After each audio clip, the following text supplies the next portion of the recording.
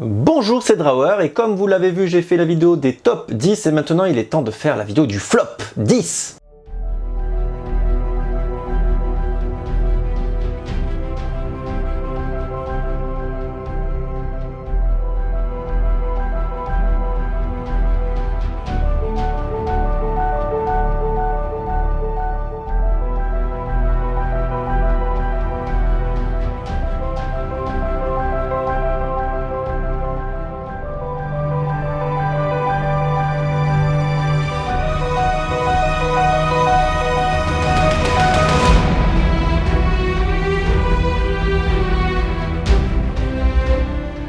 Alors j'ai eu la chance de ne pas voir beaucoup d'étrons sortis en 2017, j'ai réussi à les esquiver. J'en ai vu quelques-uns, mais je ne peux pas faire un flop 10 étrons film d'horreur parce que, voilà. Donc je vais faire un flop 10 dans l'ensemble des films de merde que j'ai vus, pas que horreur. Alors deux films ont évité le flop 10. Alors il y a déjà It Comes at Night, qui est un film d'horreur indépendant dans lequel il y a une famille qui se retrouve après une sorte d'épidémie, une espèce de truc post-apo dans une forêt, et il y a quelque chose qui doit venir la nuit, sauf que il ne vient jamais. On se fait pas chier, mais presque, mais ce film est un peu une escroquerie. Alors, j'aime bien ce genre de film, vous le savez que j'aime bien les genres de films indés, tout ça, avec pas beaucoup de budget, mais celui-ci, il lui manque quelque chose. Il lui manque un petit je ne sais quoi pour dire, ah ok, là ça fonctionne. On nous laisse tellement en mode, il y a quelque chose qui va venir, quelque chose qui va venir, quelque chose qui va venir, qu'on se dit, bon ben ça va venir, mais le fait de pas nous le donner, c'est super frustrant. Alors, j'ai pas de problème avec la frustration dans le cinéma, mais là, c'est un peu too much, quoi. Vraiment, ça m'a fait mal. Bon voilà, donc c'est vraiment, je l'ai pas mis dans le flop parce que il y a un petit côté que j'aime bien dans ce film, mais il y a aussi un côté que j'aime pas, donc c'est vraiment voilà, une sorte de 10 sur 20, voire 9 sur 20. Voilà. Le deuxième film qui a failli se retrouver dans ce flop 10, donc on va dire à la 11e place, c'est Don't Hang Up, un espèce de film où un prank tourne mal. Attention, abonne-toi, je suis un faux stagiaire. Inform you that you've been pranked. Alright, click me some likes and let's make this go viral. Et donc il y a un gars qui se met à pourchasser des ados qui ont fait un canular téléphonique. Ah les connards. Attention parce que moi aussi j'ai fait des canulars téléphoniques, je suis un parfait connard. L'hôpital, la charité. Enfin bon voilà, et puis ils se font pourchasser par un tueur psychotique, on sait pas ce qu'il veut, et puis quand on apprend ce qu'il veut, on dit ah mais bien sûr, c'était téléphoné. Parce qu'il... Ok, je ferme ma gueule. The door anytime you want, but everyone else dies. Ok, on peut passer au flop 10, c'est parti, numéro 10. The Last Girl ou The Girl with All the Gifts, je crois qu'on a fait une vidéo, je suis pas sûr, mais en gros c'est une nana qui est infectée par un virus zombie, et puis c'est une enfant, et puis voilà, et puis du coup elle est dans une base militaire, et puis elle sort de cette base militaire dans le monde où il y a encore tous ces zombies, machin. Bon, ok, c'est pas mal, mais dans le fond, enfin dans la forme surtout, c'était extrêmement chiant. Moi les films de zombies, je commence à en avoir vraiment ma claque, faut vraiment qu'il y ait un vraiment bon film qui sache tirer son épingle du jeu, parce que là, ça ne m'a pas séduit du tout. Numéro 9. The Rupture. Alors là, c'est une nana qui se fait kidnapper par une société secrète et en gros, elle a peur des araignées. Fin du film. Donc en gros, elle a peur des araignées et l'association 1900 secrète s'occupe d'elle pour faire ressortir toutes ses peurs. Pour faire ressortir toutes ses peurs afin qu'elle retrouve son état extraterrestre. Ah oui, non, c'est barré. Parce que au fond d'elle se trouve un extraterrestre qui peut ressortir si elle est confrontée à des peurs. Donc elle fait des expériences à la con, elle essaye de s'échapper. Bon voilà, le film est super mal fait, on se fait chier, je sais pas, c'est mal branlé, alors que le concept est sympa, hein. Tu regardes le trailer, tu dis putain ça a l'air génial, mais tu regardes le film, te fait chier la bite. C'est un terme technique pour les critiques cinéma, chier la bite. Numéro 8, XX. C'est un film réalisé par des femmes. Alors c'est très bien, hein, attention, hein, rien de patriarcal dans tout ça, je trouve ça très bien. Sauf que ce sont donc des petits courts-métrages, il y en a peut-être un qui est sympa, les autres c'est des daubes. Alors par contre, ils sont très beaux, la photographie est super léchée, au niveau de la réalisation c'est pas mal aussi, mais au niveau du scénario, le scénario... Allô? Est-ce que quelqu'un a vu un scénario? Allô? Il y en a pas. C'est vraiment pas très... Ah non, c'est vraiment mauvais. C'est vraiment mauvais. Alors j'ai découvert ça sur Netflix, je crois. Donc vous pouvez aller y jeter un oeil. Mais je vous le déconseille, on n'a pas aimé. On a été 3 à le regarder, les 3 n'ont pas aimé. Numéro 7. A Cure for Life ou A Cure for Wellness, enfin il y a plusieurs noms. Donc en gros c'est l'histoire d'un gars qui va en Suisse pour aller récupérer un autre gars qui est en train de faire une cure dans une maison thermale ou on sait pas trop quoi, où ils boivent de l'eau et ça leur fait des trucs. Voilà, je veux pas trop vous en dévoiler. Donc en gros c'est un endroit dans lequel on vient mais on ne repart pas, hein. C'est plus une prison, hein. Voilà, il se trouve que c'est un truc un peu sectaire. Donc voilà, donc le mec se retrouve prisonnier de ça et il rencontre des gens et il se passe des trucs bizarres évidemment. Le gros problème de ce film est qu'il dure beaucoup trop longtemps, je crois qu'il dure plus de 2h30 voire 2h50, enfin quelque chose comme ça. C'est assez insupportable, il y a vraiment un rythme très très lent, pourtant j'ai rien contre les films avec un rythme lent, mais là ça ne fonctionne pas, enfin, genre, il n'y a rien, même dans la lenteur du film qui nous accroche vraiment, il y a des moments c'est un peu confus, enfin voilà, donc on a passé un mauvais moment avec les copains à regarder ce film. Cure for Wellness, grosse déception parce que le pitch est vraiment très sympa.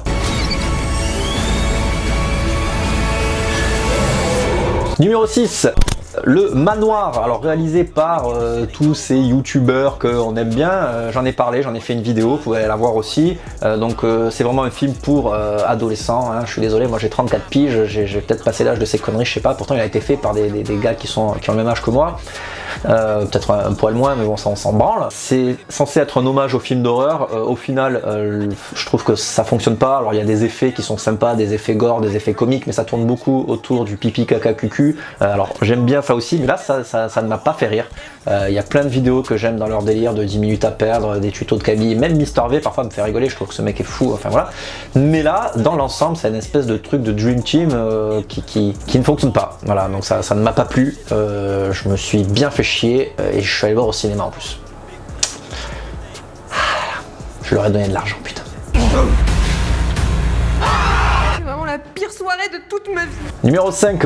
Bad Cat, donc là c'est un animé, je crois que c'est un animé grec, hein, comme quoi il se passe des choses en Grèce à part la crise. C'est un chat qui est mauvais, comme son nom l'indique. Merci Drawer. Donc là, ce chat est avec son maître, il essaye de pécho une autre chatte, et puis voilà, donc il y a un chien méchant, machin, et le chat bastonne le chien et tout. Donc voilà, donc en fait c'est subversif un petit peu, parce que le chat dit des gros mots et tout, mais, alors c'est absolument pas un dessin animé pour enfants, hein, c'est vraiment pour adultes, mais ça fonctionne pas.